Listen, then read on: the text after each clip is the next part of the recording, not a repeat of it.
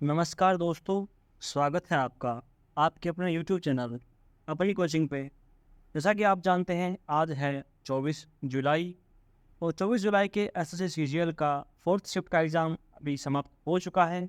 तो हमने कोशिश की है कि इसके एनालिसिस में हम सारे क्वेश्चन वो सॉल्व करवा पाएँ। जो भी क्वेश्चन बच गया है वो आपको पता है तो आप कमेंट बॉक्स में ज़रूर बताइएगा, ताकि आपको जब भी पीडीएफ मिले तो वहाँ पे आपको क्वेश्चन ऐड करके दे दी जाएंगे।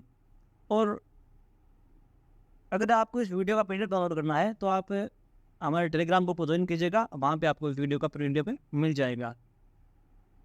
चलिए वीडियो स्टार्ट करते हैं। आज पहला क्वेश्चन पूछा गया था कि मौलिक कर्तव्य किस देश के संविधान से लिए गए हैं। तो मौलिक कर्तव्य है वो रूस के संविधान से लिए गए हैं। बात करें मौलिक कर्तव्य के बारे में तो ये क्वेश्चन बहुत बार पूछा गया है। मौलिक कर्तव्य, मौलिक अधिकार, ऐसे क्वेश्चन बहुत पूछते हैं। तो नित्य निर्देश तत्व है, तो प्रत्येक में यहाँ पर से पूछते हैं तो आप इनको जरूर पढ़ के जाइएगा, आपको कन्फर्म यहाँ से क्वेश्चन मिलेगा ही मिलेगा। तो बात करें मौलिक कर्तव्य के बारे में तो मौलिक कर्तव्य है, मौलिक कर्तव्य का विचार रूस के संविधान से प्रेरित है। इन्हें 42वें संविधान संशोधन अधिनियम 1976 द्वारा स्वर्ण सिंह समिति की सिफारिश पर संविधान के भाग 4 में शामिल किया गया था। तो ये सही पॉइंट है। वो कौन से संविधान में जोड़ा गया? सुधार संशोधन तो 42वां कब जोड़ा गया? 1976। कौन समिति, कौन सी थी? स्वर्ण सिंह समिति। और कौन सा भाग है? भाग 4 है। और लिए कहाँ से गए हैं? 5 है, तो इसमें 5 है, 5% बनते हैं इतने से में। और 500% एसएससी पे पूछती है, बार बार पूछती है, तो आप इसको इतना को ही स्क्रीनशॉट लेके जरूर पढ़ लीजिएगा। अगला क्वेश्चन पूछा गया था कि पानीपत का तृतीय युद्ध जो हुआ था उसमें उस समय मुगल सम्राट कौन था? तो मुगल सम्राट थे वो थे आलम शाह द्वितीय। तो बात करें पानीपत के तृतीय युद्ध की तो यह है 14 जनवरी 1761 ईस्वी को अफगान आक्रमणकारी अहमद शाह अब्दाली और मुगल शाह आलम द्वितीय के संरक्षण और सहायक में मराठों के बीच लड़ा गया था। इस लड़ाई में मराठा सेनापति सदाशिवराव भाव अफगान सेनापति अब्दाली से लड़ाई के दांव पेचों में मात खा गए। इस युद्ध में अहमद शाह अब्दाली की जीत हुई थी। पानीपत का प्रथम युद्ध और पानीपत का द्वितीय युद्ध है वो बहुत फेमस है, वो भी क्वेश्चन पूछते हैं, वो भी आप याद कीजिएगा। अगला क्वेश्चन है कि निम्नलिखित में से किस शहर में लता मंगेशकर का जन्म हुआ था? तो इनका जन्म है वो इंदौर में हुआ था। और बात करें इनके बारे में तो और कुछ ज़्यादा, तो लता मंगेशकर जिन्हें हेमा मंगेशकर है, जिन्हें लता मंगेशकर के नाम से जाना जाता है, का जन्म है वो 28 सितंबर 1929 को इंदौर, जो कि वर्तमान मध्य प्रदेश में है, वहाँ पे जन्म हुआ था। इंदौर वो वर्तमान वो मध्य प्रदेश का जिला है, वहाँ पे जन्म उनका हुआ था। और इनको लता मंगेशकर की बात और इनके अवार्ड के बारे में ना करें तो ये तो फिर गलत बात है। तो इनके अवार्ड के बारे में बात करें, क्योंकि उनके अवार्ड है वो बहुत फेमस है और ये फेमस हस्ती है, तो ऐसे यहाँ से क्वेश्चन बार बार पूछती है। तो बात करते हैं इनके अवार्ड के बारे में, कौन से अवार्ड मिले हैं।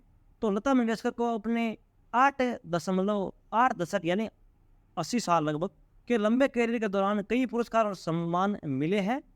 1974 में वह रॉयल अल्बर्ट हॉल के प्रदर्शन करने वाली पहली भारतीय महिला बनी थी। और वह 3 राष्ट्रीय फिल्म पुरस्कार, 15 बंगाल फिल्म पत्रकार संघ पुरस्कार, 4 फिल्म फेयर सर्वश्रेष्ठ महिला पात्र पुरस्कार, 2 फिल्म फेयर विशेष पुरस्कार, film fair life time achievement पुरस्कार और कई अन्य की प्राप्तकर्ता हैं। और उनके जैसे फेमस की बात करें तो लता मंगेशकर को 1989 में दादा साहब फाल्के पुरस्कार से भी सम्मानित किया जा चुका है। तो ये क्वेश्चन आ चुका है एसएससी में, दोबारा पूछ सकते हैं। और 2001 में उन्हें भारत के सर्वोच्च नागरिक सम्मान भारत रत्न से सम्मानित किया जा चुका है। ये भी क्वेश्चन आपसे पूछ सकते हैं। अगला क्वेश्चन है कि चंपारण सत्याग्रह किस वर्ष हुआ था? तो चंपारण सत्याग्रह है वो 19 अप्रैल 1917 को हुआ था गांधी जी के नेतृत्व में। और ये क्वेश्चन बोलता है कि गांधी जी वो अफ्रीका से भारत कब लौटे थे? तो 1915 में। और चंपारण सत्याग्रह है वो गांधी जी का पहला सत्याग्रह था। और इसके बारे में बात करें तो भोजन और धन के बिना अस्तित्व उत्तरोत्तर असहनीय होती जा रही थी। और चंपारण के किसानों ने 1914 में यानी पीपरा में और 1916 में तुरकोलिया में नील के पौधे की खेती में सरकार के खिलाफ विद्रोह किया था।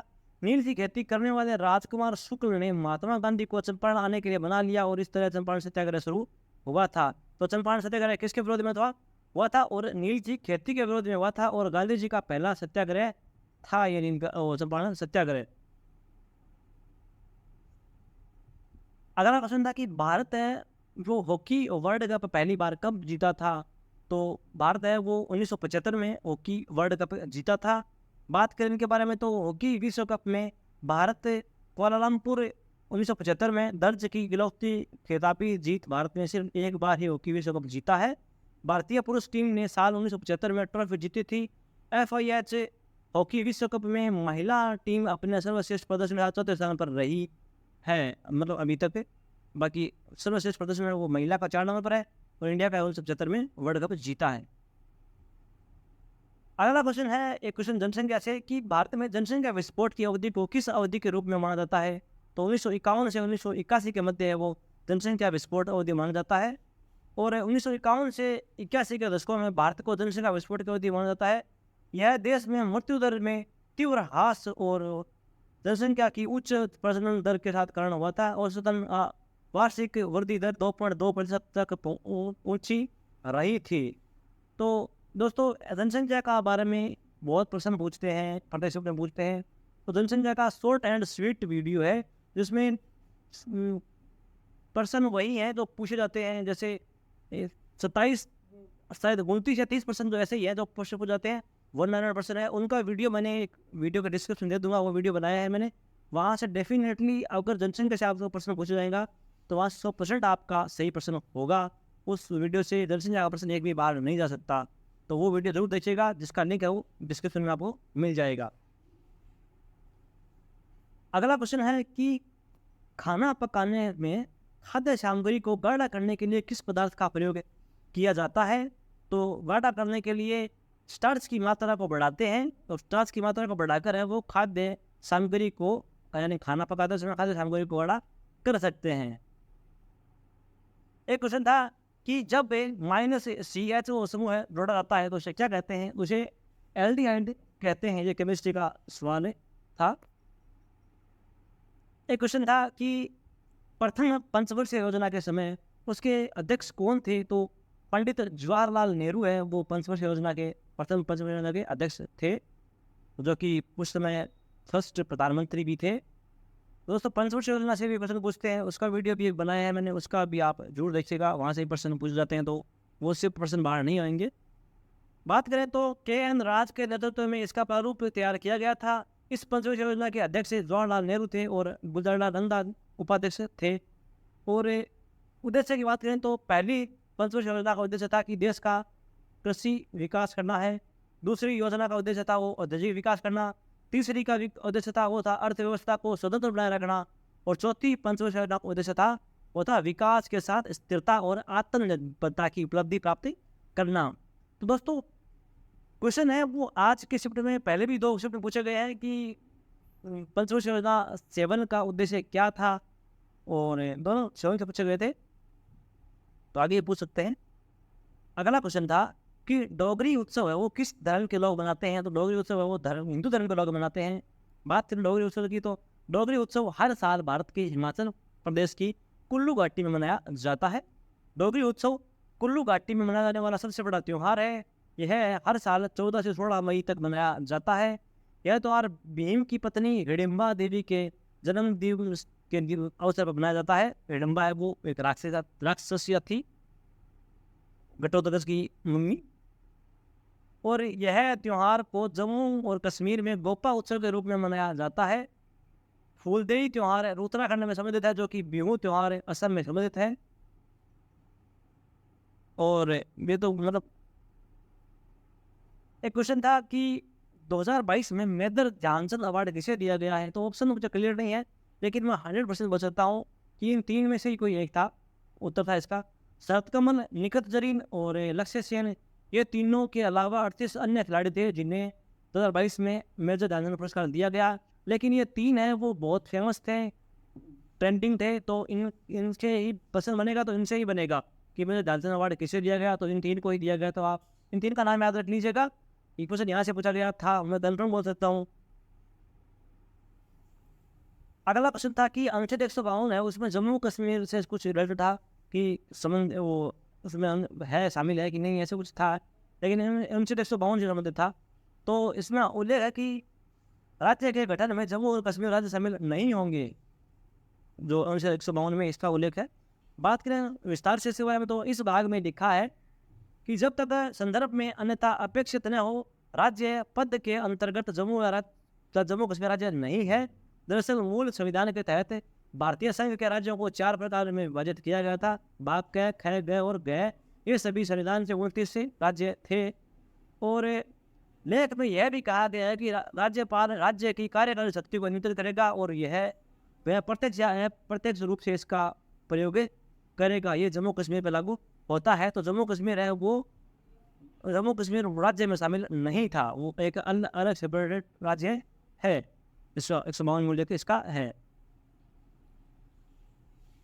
और जम्मू कश्मीर से एक अनुच्छेद और भी है 370, उसमें जम्मू कश्मीर का वो विशेष दर्जा प्राप्त किया गया था, जो कि संविधान संशोधन करके 370 धारा हटा दी गई थी।